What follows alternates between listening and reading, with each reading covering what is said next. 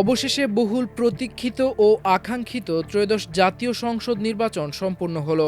সারা দেশে কিছু বিচ্ছিন্ন ঘটনা ছাড়া ভোট হয়েছে খুবই সুষ্ঠুভাবে। এরই মধ্যে ভোট গণনা শুরু হয়েছে, আসতে শুরু করেছে ফলাফল। প্রাথমিক ফলাফল থেকে বিএনপি ও জামায়াতের মধ্যে তীব্র প্রতিদ্বন্দ্বিতার আভাস পাওয়া যাচ্ছে। আজ রাত অথবা আগামীকাল সকালের মধ্যেই পাওয়া যেতে পারে পূর্ণাঙ্গ ফলাফল।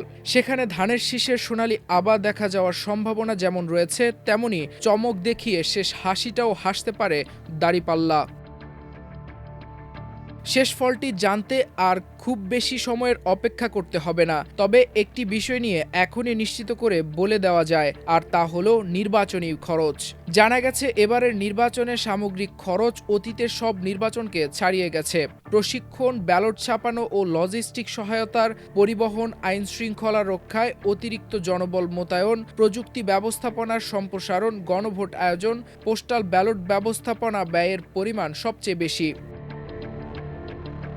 জাতীয় সংসদ নির্বাচন ও গণভোটের মোট ব্যয় নির্ধারণ করা হয়েছে ৩,১৫০ কোটি টাকা।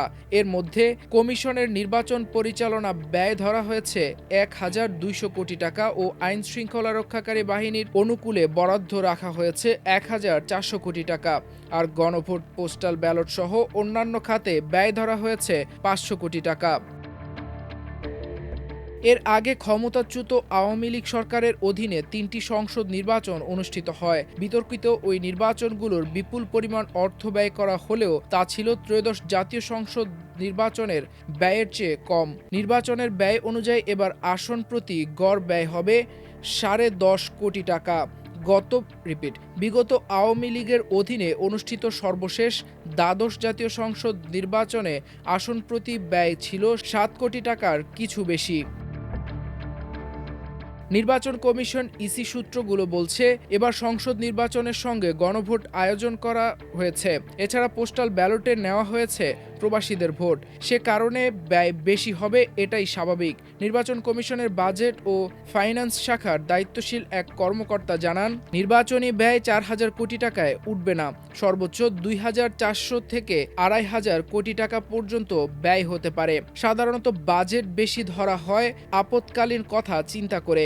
দেশের ইতিহাসে নির্বাচনে বিপুল পরিমাণ অর্থ ব্যয়ের পাশাপাশি এবার ভোটের সংখ্যাও অতীতের যে কোনো সময়ের তুলনায় বেশি। ত্রয়োদশ জাতীয় সংসদ নির্বাচনে মোট নিবন্ধিত ভোটের সংখ্যা ১২,৭৭,১১,৭৯৩ জন। এর আগে ২০২৪ সালের ৭ জানুয়ারি দ্বাদশ জাতীয় সংসদ নির্বাচন অনুষ্ঠিত হয়।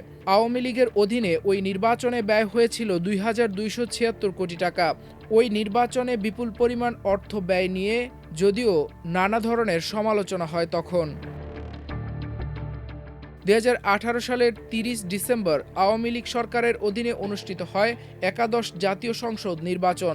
ওই নির্বাচনে আইন শৃঙ্খলা ও নির্বাচন পরিচালনার জন্য মোট ৭০০ কোটি টাকা বরাদ্দ রাখা হয়। দশম জাতীয় সংসদ নির্বাচন অনুষ্ঠিত হয় ২০২৪ সালের ৫ জানুয়ারি। আওয়ামী লীগ সরকারের অধীনে হওয়া ওই ভোটে মোট ব্যয়ের পরিমাণ ছিল প্রায় ২৬৪ কোটি ৬৮ লাখ টাকা।